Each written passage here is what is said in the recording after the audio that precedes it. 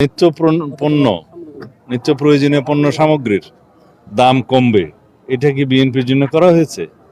এটা সারা বাংলাদেশের তৃণমূল পর্যায়ের সমস্ত নিম্নবিত্ত মধ্যবিত্তের সাধারণ জনগণের চাহিদা যে প্রত্যেকটি নিত্য প্রয়োজনীয় পণ্য সামগ্রীর মূল্য কমবে। তো এই বাজেট কি গণমুখী না? দরিদ্রমুখী বাজেট না? জনপ্রত্যাশা অনুযায়ী বাজেট না? অবশ্যই। আর যে সমস্ত অঙ্গীকার আমাদের ছিল তারুণ্যের জন্য এবং উদ্যোক্তা সৃষ্টির জন্য, তরুণ প্রজন্মের চাহিদা মেটানোর জন্য, সেই সমস্ত বিষয়গুলো আমরা তুলে ধরেছি সেখানে। এই বাজেটে আয় মানে রাজস্ব আয় যেভাবে কমানো হয়েছে, আবার রাজস্ব আয়ের পরিধি অনেক বৃদ্ধি করা হয়েছে। তার মধ্য দিয়ে রাজস্ব আয় বৃদ্ধি পাবে। রাজস্ব আয় বৃদ্ধি পেলে উন্নয়ন বাজেটে রাজস্ব আয়ের অবদান থাকবে। আর উন্নয়ন বাজেট সবসময় যদি আমরা ব্যাংক নির্ভর থাকি, ব্যাংক বোরোইং করি এবং বৈদেশিক সাহায্যের উপর নির্ভর করি, তাহলে আমরা সারা জীবন নির্ভরশীলতা মধ্য দিয়ে যেতে হবে। আমরা গ্র্যাজুয়ালি এই 17 বছরের প্রায় ধ্বংসপ্রাপ্ত আর্থিক ব্যবস্থা এবং ব্যাংকিং ব্যবস্থার উপর দাঁড়িয়ে যে বাজেট আমরা 3 মাস 3.5 মাসের মধ্যে প্রণয়ন করতে পেরেছি, এটাই আমাদের কৃতিত্ব, মাননীয় প্রধানমন্ত্রীর কৃতিত্ব।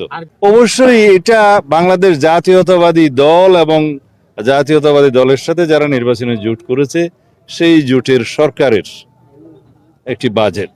এটাকে যদি কেউ দলীয় বাজেট বলে, তাহলে আমি বলবো এই যে একটা গণতান্ত্রিকভাবে প্রতিষ্ঠিত সরকারকে যদি দলীয় বাজেটের জন্য দায়ী করা হয়, সেটা একটা নিকৃষ্ট মন্তব্য। প্রধানমন্ত্রী বিবেচনা করবেন আশা করি। আমাদের এই এলাকার মানুষের জন্য, এই জেলার জন্য আমাদের নেতা শহীদ রাষ্ট্রপতি জিয়াউর রহমান যা করে গেছেন, দেশনেত্রী বেগম খালেদা জিয়া যা করে গেছেন, এবং আমাদের মাননীয় প্রধানমন্ত্রী তাদের সুযোগ্য উত্তরসূরি হিসাবে যা ইতোমধ্যে দিয়েছেন, তাতে আমাদের প্রায় সকল দাবি পূর্ণ হয়েছে। আমি এই উপজেলার মানুষের চাহিদা মাফিক মাতামুহুরী নামে একটি নতুন উপজেলা সৃজন করার জন্য মাননীয় প্রধানমন্ত্রীকে অনুরোধ করেছিলাম। ইতোমধ্যে সেটা নিকার সভায় পাশ হয়েছে। স্বাভাবিকভাবেই সেই মাতামুহুরী উপজেলাতে একটা পুলিশের থানাও প্রতিষ্ঠা হবে একই আদেশ বলে। এবং পেকুয়া যে উপজেলা আমাদের নেত্রী দেশনেত্রী বেগম খালেদা জিয়া 2002 সালের প্রথম দিকে ভিত্তিপ্রস্তর দিয়েছিলেন, সেই উপজেলার বয়স আজকে 25 বছর পার হয়ে গেছে।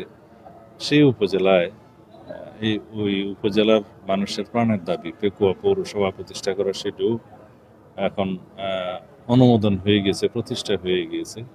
তারও তিনি ভিত্তিপ্রস্তর স্থাপন করবেন। মাতামুহুরী উপজেলা এবং মাতামুহুরী থানার ভিত্তিপ্রস্তর স্থাপন করবেন।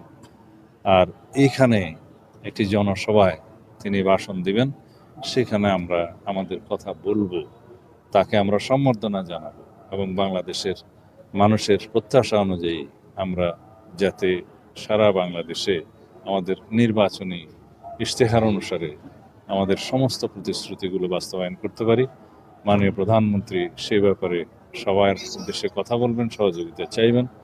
আমাদের বক্তব্য হচ্ছে দেশে আইনের শাসন প্রতিষ্ঠা হবে, দেশের উন্নয়ন হবে, জনপ্রত্যাশা অনুযায়ী আমাদের নির্বাচনী অঙ্গীকার অনুযায়ী আমরা যে জন্য ম্যান্ডেট পেয়েছি জনগণের, সেই সমস্ত প্রতিশ্রুতিগুলো বাস্তবায়ন হবে।